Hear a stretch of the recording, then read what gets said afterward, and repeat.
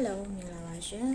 ကျမဒီနေ့ Human Resource Development ကိုဘယ်လိုလုပ်ဆောင်လဲ HRD ဘိုင်းကိုဆိုတဲ့အကြောင်းလေးကို sharing လုပ်ပေးချင်ပါတယ်HRD ဘိုင်းကိုကျမတို့လုပ်ဆောင်တဲ့အခါမှာပထမဆုံးတစ်ချက်အနေနဲ့အရင်ရေးကြည့်တာက business ရဲ့ strategy တည်ဖို့လိုတယ်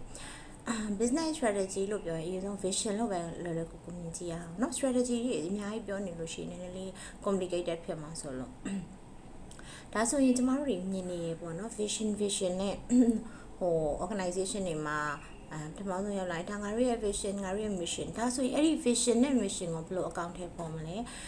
အဲ့ဒီ vision နဲ့ mission နဲ့ align ဖြစ်တော့ employee တွေကိုကျမတို့ဘယ်လို allocate လုပ်မလဲပေါ့เนาะအဲ့ဒါကိုတေချာသိဖို့လိုတယ် developing လုပ်တယ်ဆိုတာရှိပြီးသားဝန်ထမ်းကို developing လုပ်တာလဲလိုအပ်တယ်လို့ကျမတို့ရောက်လာတဲ့သူတွေကလည်း talented employee ဖြစ်ဖို့လိုတယ်အရင်တော့ကျမတို့ fashion တွေမှာ HRF fashion မှာ recruitment selection လို့ပြောခဲ့ကြတယ်အခုခါမှာကျမတို့ပြောင်းသွားတာလေးရှိတယ်ပေါ့နော်အဲ့ဒါကဘာလဲဆို recruitment selection လို့ကျမတို့မပြောကြတော့ဘူးဘယ်လိုပြောလဲကျမတို့ talent acquisition လို့ပြောပြီးတော့ talented ဖြစ်တဲ့ employee hiring လုပ်တယ် hiring လုပ်ပြီးသူတို့ကို maintain လုပ်တယ်လို့ပြောကြတယ် maintain လုပ်တယ် retaining လုပ်တယ်စသဖြင့် developing လုပ်တယ်လို့ပြောကြတယ်ပေါ့နော်အဲ့ developing လုပ်တယ်လို့ပြောကြတဲ့နေရာမှာကျမကအခါကြလို့ရှိရင်training တွေပေးရုံနဲ့ development ဖြစ်တာမဟုတ်ဘူးအဲ့တော့ကျမတို့က HRD ဘိုင်းမှာ company ရဲ့သွားချင်နေတဲ့ vision ဥပမာ for example နောင်9နှစ်10နှစ်အတွင်းမှာကျမတို့ကနိုင်ငံတကာအဆင့်မီတော့အရှိသွေးမြင့်သည့်ထုတ်ကုန်များကိုထုတ်လုပ်၍ကမ္ဘာဈေးကွက်မှာဖြန့်ဖြူးရောင်းချခြင်းစီတို့လို့ကျမတို့ကပြောလိုက်တယ်ဆိုလို့ရှိရင်ဒါဥပမာ for example ပြောပြတာเนาะအဲ့တော့ကျမတို့အရေးသွေးမြင့်နဲ့ထုတ်ကုန်လို့ပြောလိုက်ရင် quality management လုပ်ရတော့မယ် vision ကဘာလဲအရေးသွေးမြင့်နဲ့ထုတ်ကုန်ဖြစ်တဲ့အတွက် quality management လုပ်ရတော့မယ် mission နေနဲ့ဘာလဲဆိုရင်အဲ့ဒီ quality ကောင်းဖို့ကျမတို့ကဘာလုပ်ရမလဲ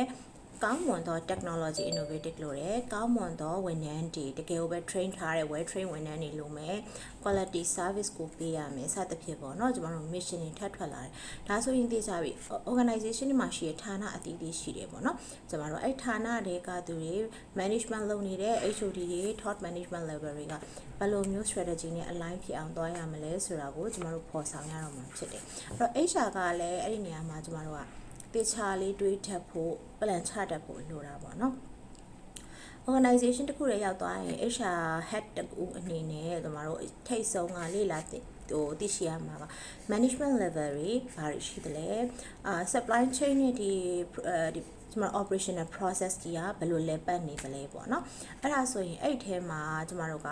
SWOT analysis လုပ်ကြည့်ပါ strength ပါရှိလဲ weakness ပါရှိလဲဒါတွေကိုကျွန်တော်တို့က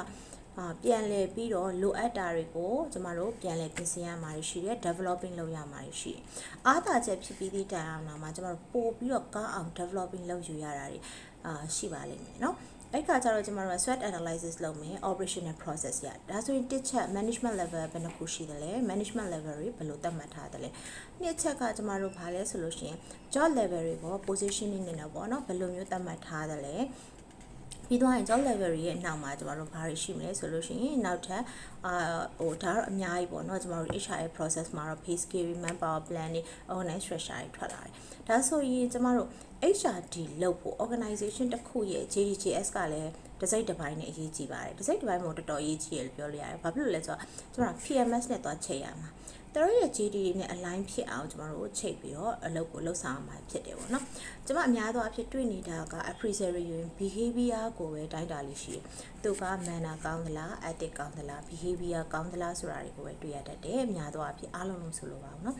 အဲ့တော့ကျမတို့က behavior manner ကောင်းတာထက်ဘာကအပိုအရေးကြီးမလဲဆိုလို့ရှိရင်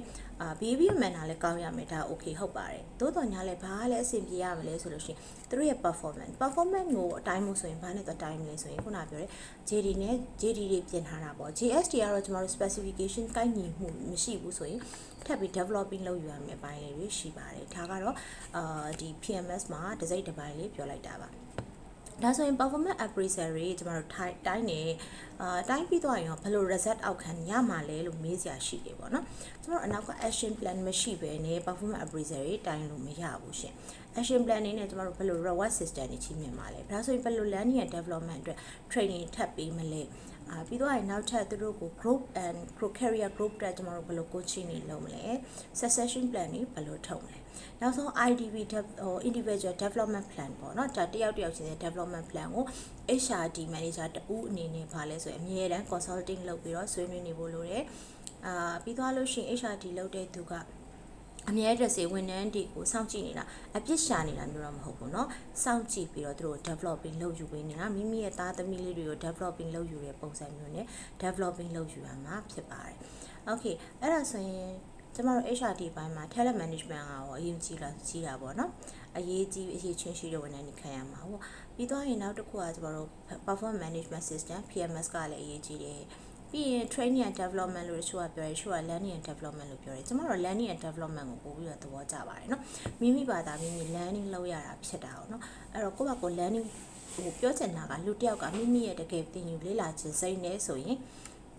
အသိပညာအတတ်ပညာဟာတကယ် effective ဖြစ်တယ်သူခေါင်းထဲမှာကျန်နေတယ်တချို့တွေကမဟုတ်ဘူးအပြုသဘောဆောင်တယ်ကျွန်မကျောင်းနေမှာလည်းတွေ့ရတတ်တယ်ပေါ့နော်ဘာတွေ့ရလဲဆိုလို့ရှိရင်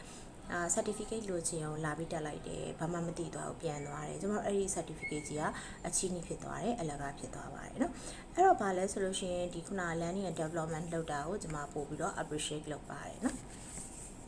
နောက်ထပ်တစ်ချက်ကတော့ learning and development ပြီးသွားရင်နောက်ထပ်ဘာရှိမလဲဆိုရင်ကျွန်တော်တို့ employee engagement program တွေကိုတေချာလေးဆွဲထားပြီးတော့ employee engagement တေချာလုပ်ဖို့လိုတယ် employee engagement လို့ပြောရင်ဘာလဲမသိဘူးလို့အများကြီးပြောနေကြတယ်ဒီပေါ့နော်အဲ့တော့ခါကြရင်ကျမကပြောချင်တာကမသိရင်ထပ်ပြီးလေ့လာဖို့ရကျမတို့လိုအပ်ပါလိမ့်မယ်ကျမတို့မှာတာဝန်ရှိပါလိမ့်မယ်ကျမအမြဲတမ်းစာအုပ်တွေရေးပေးတယ်စာတွေရေးပေးတယ်